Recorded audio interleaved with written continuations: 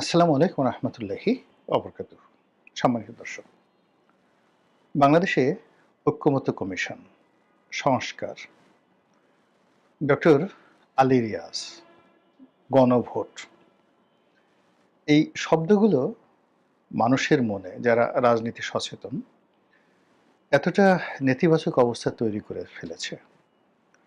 আমি সেই আমার এই রাজনৈতিক বোধ বুদ্ধি হওয়ার পর কোনো শব্দের প্রতি ঠিক এতটা বিতৃষ্ণা এবং কোনো ব্যক্তির প্রতি মানুষের এতটা ক্ষোভ এবং এতটা ঘৃণা আমি কখনো দেখিনি। অতীতে আমরা রাজাকার, আলবদর, আশ-শামস, এই শব্দগুলো নিয়ে নানা রকম আমাদের যে ঘৃণার অনুভূতি সেটা প্রকাশ করেছি এবং এখনো করে চলেছি এই শব্দগুলো। একই সঙ্গে কতগুলো মানে পোর্ট্রেট, মুখচ্ছবি, যেমন এহাইয়া খান, তারপর টিক্কা খান, এরপরে জুলফিকার আলী ভুট্টো। আমি জাস্ট পাকিস্তানের ওদের নাম বললাম, বাংলাদেশের অনেকেরই নাম বলা যাবে, কিন্তু আমরা বাংলাদেশে বিভেদ সৃষ্টি করতে চাই না। তো সেই পোর্ট্রেটগুলো স্মরণ করার সঙ্গে সঙ্গে মনে হয় যেন কতগুলো দানব, কতগুলো ভূত, কতগুলো প্রেত, কতগুলো রাক্ষস এসে আমাদেরকে একেবারে কামড়ে ধরেছে। এভাবে স্বাধীনতা পরবর্তী সময়ে আরও অনেকগুলো পোর্ট্রেট আমাদের এই বাংলাদেশে গণতন্ত্রের সেই মূলে কুঠারাঘাত করেছে। আইনের শাসন, ন্যায় বিচার, এই সব কিছুকে প্রলম্বিত করেছে, সব কিছুকে ধ্বংস করেছে এবং পুরো রাষ্ট্র ব্যবস্থাকে ঠিক 180 ডিগ্রি অ্যাঙ্গেলে ঘুরিয়ে সভ্যতার পরিবর্তে অসভ্যতামের দিকে ঠেলে দিয়েছে স্বাধীন বাংলাদেশে। এরকম যদি 10 জন লোকের নাম বলতে বলা হয়, আপনারা যাদের নাম স্মরণ করবেন বা যাদের নাম বলবেন, সেই চেহারাগুলো স্মরণ করলে আপনাদের কি ধরনের ঘৃণা তৈরি হয়। তদ্রূপ এই গত 14 মাসে এই বাংলায় কতগুলো চেহারায় মানুষের একটা বিরক্তি, একটা অভিব্যক্তি, দেখলেই মেজাজটা গরম হয়ে যায়, কথা শুনলে আরও মেজাজ গরম হয়ে যায়, তারপর একটা বিতৃষ্ণা এসে যায়, ঘুম এসে যায় এদেরকে দেখলে। আপনি আওয়ামী লীগ জামানাতে যেমন সালমান এফ রহমান, এই ভদ্রলোককে আরেকটা লোক ছিলেন, সেই কি মজুমদার যেন, এক্সিম ব্যাংকের মজুমদার, খালি প্রধানমন্ত্রী অফিসে যেতেন আর টুপি একটা মাথায় দিয়ে সেই টাকা দিতেন, টাকা আনতেন, এই সমস্ত কর্মকাণ্ড। দেখলেই মেজাজটা ঠিক রাখা যেত না।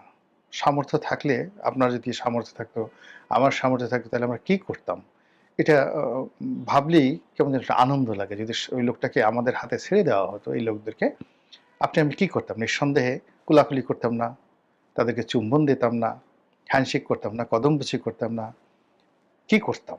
এটা মনে মনে চিন্তা করেন। এরকম বিরক্তিকর কিছু লোক, যাদেরকে দেখলে বিরক্তি, ঘৃণা, রাগ, ক্রোধ একসঙ্গে চলে আসতো। এরকম আওয়ামী লীগ জমানাতে 1 ডজন লোক এরকম তৈরি হয়েছিল। মোর দেন 1 ডজন। কোনো কিছু, তারা ভালো, মন্দ, ফেরেশতা, দরবেশ, ডাজ নট ম্যাটার, দেখলেই মেজাজটা গরম হয়ে যেত। তদ্রূপ এই জমানাতে গত 14 মাসে আওয়ামী লীগে যেখানে যদি 12 জন লোক থাকে, তার ডবল, দ্বিগুণ লোক এই সমাজে তৈরি হয়ে গেছে গত 14 মাসে। এই 14 মাসে তারা যে কর্মকাণ্ডগুলো করেছেন এবং যে ইতিহাস তৈরি করেছেন, সেই ইতিহাসে তাদের অভিব্যক্তি দেখলে আপনার কাছে কেমন মনে হয়? এই জমানাতে একজন অল্প বাচ্চা দরবেশ তৈরি হয়েছিল, বাছুর দরবেশ। এখন সেই বাছুর দরবেশের যে চেহারা, সুরত, পাগড়ি, তার কথা বলার ঢং, রং, চং, দেখলে আপনার কাছে কি মনে হয় যে আগের দরবেশ ভালো ছিল, এই হারামজাদা এই বাছুরটা এ কি করলো? দরবেশ নামের পুরো বেইজ্জতি করে ফেললো। আগের দরবেশের তো একটা বংশ ছিল, শিক্ষা ছিল, মর্যাদা ছিল, অবস্থান ছিল, চুরি চোট্টামির একটা লেভেল ছিল, যা কিছু করতো সেটার একটা লেভেল ছিল। কিন্তু বাছুর দরবেশ কি করলো? এই যে অপভ্রংশ দরবেশের যে অপভ্রংশ এই গত 14 মাসে তৈরি হলো, আপনি যদি সুযোগ পেতেন তাহলে আপনি কি করতেন এই সমস্ত লোকদেরকে? তো এরকম যে সকল লোকজন গত ১৪ মাসে বা যে সমস্ত লোকজনের পোর্ট্রেট গত ১৪ মাসে মানুষের মনে ভীষণ রকম বিরক্তি উৎপাদন করেছে, তাদের মধ্যে এই ঐক্যমত্য কমিশনের চেয়ারম্যান জনাব আলী রিয়াজ নিঃসন্দেহে অতি গুরুত্বপূর্ণ ব্যক্তি, ভিআইপি, ভেরি ভেরি ইম্পর্ট্যান্ট, যাকে বলা হয় বিরক্তিকর পার্সোনালিটি, নুইসেন্স যেটাকে বলা হয় ইংরেজিতে। নুইসেন্স বললেও কি হবে, এটা আসলে বিরক্তিকর, অ্যাবনক্সিয়াস, তারপরে আরও অনেক কিছু বলা যেতে পারে। এখন তিনি যেভাবে বসতেন, তারপরে যেভাবে হেয়ার স্টাইল করতেন, যেভাবে চশমা পরতেন, তারপরে যে কথাগুলো বলতেন, যে আইডিয়াগুলো তিনি সেল করতেন এবং যে বিষয়গুলো নিয়ে তিনি রাষ্ট্রীয় অর্থে বৈঠক করলেন, তা মোটামুটি প্রয়োজন অপ্রয়োজন, সত্য মিথ্যা ডাজ নট ম্যাটার, মূলত আমাদের বিরক্তি তৈরি করেছে, ভীষণ রকম বিরক্তি তৈরি করেছে। আর এই বিরক্তি যখন ঘন ঘন ঘন ঘন সে ৮ মাস যাবৎ বারবার আমাদের সামনে এসেছে, তখন সেই বিরক্তি থেকে এক ধরনের ঘৃণা তৈরি হয়েছে। অথচ তিনি একজন নিপাট ভদ্রলোক হওয়ার কথা। ঢাকা বিশ্ববিদ্যালয়ে শিক্ষক ছিলেন, বিবিসিতে চাকুরি করেছেন, একটা সময় বাম ঘরানার রাজনীতি করতেন। তো এখন আমেরিকাতে একটা বিশ্ববিদ্যালয়ের শিক্ষক, পত্রপত্রিকায় লেখালেখি করেন গণতন্ত্র নিয়ে, বিভিন্ন বিষয়াদি নিয়ে, সুশাসন নিয়ে দীর্ঘদিন ধরে। তো সেই মানুষটি যখন একটা রাষ্ট্র ক্ষমতার কাছাকাছি এলেন, তখন তো সেখান থেকে রীতিমতো লাইট, আলো বা নূর আসার কথা, সেখান থেকে অমৃত তৈরি হওয়ার কথা, সেখান থেকে দুধের স্বর বা মাখন তৈরি হওয়ার কথা। কিন্তু সেটা না করে বা সেটা বের না হয়ে এই জনাব আলী রিয়াজের নাম থেকে, তার অভিব্যক্তি থেকে, তার ব্যক্তিত্ব থেকে, তার কর্ম থেকে, তার আচরণ থেকে কেন এত বিরক্তি আসলো? এবং ডক্টর মোহাম্মদ ইউনূসকে এই গত ১৪ মাসে যারা জনগণের মুখোমুখি দাঁড় করিয়ে ফেলেছে এবং ডক্টর মোহাম্মদ ইউনূসের প্রত্যাবর্তন, ফিরে যাওয়া বা চলে যাওয়া, যেটাকে নিরাপদ চলে যাওয়া, সেফ এক্সিট বলছি, এই পথে হিমালয়ের মতো যে বাধা তৈরি হয়েছে, সেই বাধার নায়কের নাম জনাব আলী রিয়াজ। এখন আলী রিয়াজ সাহেবের সঙ্গে ডক্টর মোহাম্মদ ইউনূসের অতীতের কি সম্পর্ক, বা কি করে এই সম্পর্কটা হলো, কেন তিনি এখান থেকে এইভাবে একেবারে উড়ে এসে জুড়ে বসলেন? আবার বলা হচ্ছে যে তিনি সময়টিতে যাকে বলা হয় বিনা বেতনে কাজ করছেন, অবৈতনিক। তো অবৈতনিকভাবে তার এই চাকরি রেখে, আমেরিকার জীবন রেখে তিনি এখানে অবৈতনিক কাজ করবেন, তার এই যে দেশপ্রেম, তার এই যে devotion to the country man, the ফেলো বাংলাদেশি, এটার প্রমাণ কি? এর কারণ হলো, আপনি যখন মানুষের জন্য করবেন, দেশের জন্য করবেন, দেশের জন্য যদি আপনার মমত্ব ভালোবাসা থাকে, তাহলে দেশের বিভিন্ন ক্রাইসিস মোমেন্টে আপনার শ্রম, অর্থ এবং আত্মত্যাগ, এই ৩টে জিনিসের একটা, যাকে বলা হয়, সম্মিলন থাকতে হবে। যারা রাজনীতি করেন, রাজনীতির বাইরেও অনেক সাধারণ মানুষ আছেন। আপনি চিন্তা করুন, বাংলাদেশের ব্যবসা তো অনেকেই করে, কিন্তু ইস্পাহানি গ্রুপ যে ব্যবসা করছে, তাদের টাকার যে একটা, অর্থের যে একটা অংশ তারা যেভাবে জনকল্যাণে ব্যয় করছে, তাদের একটা ইসলামী হাসপাতাল আছে, তাদের অনেকগুলো স্কুল আছে, কলেজ আছে। তো ব্যবসায়ী তো বাংলাদেশে অনেকে আছে, কিন্তু ইস্পাহানির মতো সম্মান এবং মর্যাদা কেন অনেকে পাচ্ছে না? এই যে বাংলাদেশের একটা ব্যবসা প্রতিষ্ঠান আছে বসুন্ধরা গ্রুপ, অনেক বদনাম, প্রচণ্ড রকম বদনাম, তার ছেলেদের সম্পর্কে, অন্যান্য বিষয় সম্পর্কে যত বদনামই আপনি করেন না কেন। কিন্তু এই পর্যায়ের ধরেন বেক্সিমকো আছে, তো বসুন্ধরা হাসপাতালে বিনিয়োগ করেছে যেখানে বিনামূল্যে চোখের অপারেশন হয়। তারা তাদের যে সিএসআর কর্মকাণ্ড, জনকল্যাণে তাদের যে অর্থ এবং বিনিয়োগ তারা করছে প্রকাশ্যে এবং অপ্রকাশ্যে, এটা তো বসুন্ধরার মতো যাদের বদনাম রয়েছে সেটা তো অন্য গ্রুপ করছে না, ইউনাইটেড গ্রুপ করছে না। ঠিক সেম কাজটি তো আপনার যাকে বলা হয় বেক্সিমকো গ্রুপ করছে না, কিন্তু বসুন্ধরা গ্রুপ করছে। ফলে কি হলো দেখুন যে তাদের উপর অনেক ঝড় যায়, ঝাপটা যায়, বদনাম যায়, কিন্তু কোত্থেকে যেন তারা টিকে যায়। কিন্তু অন্যান্য এই তাদের উপর যে ঝড় ঝাপটা সেই 111 থেকে এ পর্যন্ত যে দুর্নাম বদনাম থেকে শুরু করে যখনই সরকার পরিবর্তন হয়েছে, নতুন সরকার এসছে, সবসময় তাদের উপর ঝড় ঝাপটা গেছে। কিন্তু ভালো কর্ম কি হলো কি এই কাটাকাটি হয় দুনিয়াতে। আমি জাস্ট বসুন্ধরার উদাহরণের জায়গায় আমি ধরেন ডকুমেন্টসের উদাহরণ দিতে পারতাম, রবিনহুডের উদাহরণ দিতে পারতাম। এরকম হয় কি যে অনেক মানুষেরই ভালো কাজ থাকে। তো ভালো কাজের ফলে কি হলো তার মন্দ কাজগুলো কেন যেন চাপা পড়ে যায়। এটাই দুনিয়ার নিয়ম। ১৯৭১ সনে অনেক মুসলিম লীগার ছিলেন, শান্তি কমিটির চেয়ারম্যান ছিলেন, রাজাকার ছিলেন। যারা মূলত রাজাকার, আলবদর, শান্তি কমিটি এর যে নামের পেছনেও তাদের একটা বিরাট ভূমিকা ছিল। তারা পাকিস্তানি আর্মিদের হাত থেকে বাঙালিদের রক্ষা করেছেন, মুক্তিযোদ্ধাদের রক্ষা করেছেন। ফলে কি হলো স্বাধীন বাংলাদেশে তারা কেউ অপমানিত, লাঞ্ছিত হয়নি। আমাদের এলাকাতে একবার এরকম এক রাজাকারকে ধরে নিয়ে যাচ্ছিল মুক্তিবাহিনীরা, মানে ভারতীয় বাহিনী তাকে গুলি করবে। একজন চেয়ারম্যান। হাজার হাজার মানুষ, হাজার হাজার মানুষ পাগলের মতো তার পিছনে ছুটে তাকে ঘাও করেছে। এবং একজন রাজাকারের জন্য মানুষের এই মমত্ব দেখে সেই ১৯৭১ সনের সেই ১৬-১৭ ডিসেম্বর মানে মুক্তিবাহিনীর যারা কমান্ডার ছিলেন পাগল হয়ে গেছে যে হাউ ইট ইজ পসিবল। এরকম হয়, মানে অন্তরালে অনেক কাজ হয়। তাই এখন এই সরকারের যারা কর্তা ব্যক্তি যারা আছেন এই মুহূর্তে, ডক্টর মোহাম্মদ ইউনূস, তার উপদেষ্টা মণ্ডলী, তারা অনেক সুন্দর সুন্দর কথা বলেন। সবাই শিক্ষিত, সজ্জন, সবারই অনেক যাকে বলা হয় অনেক কিছু আছে। এনজিও আছে, টাকা আছে, পয়সা আছে, গ্ল্যামার আছে, বাড়ি আছে, গাড়ি আছে।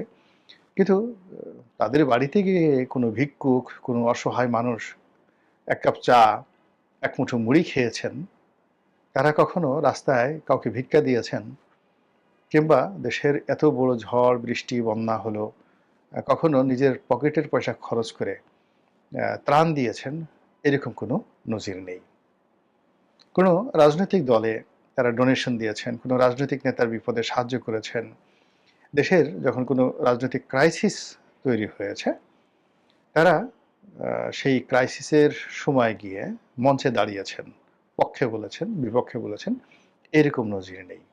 তারা কেবলই মাত্র কী করে টাকা গুনতে হয়, ডলার হলে আরও ভালো হয়, কী করে 5 স্টার হোটেল কিংবা যাকে বলা হয় বড় বড় ক্লাবগুলোতে যে জুয়ার আসর বসে, ক্যাসিনো বসে, সেখানে ঢুকতে হয়, কী করে দামি দামি মদ খাওয়া যায় অন্যের পয়সায়।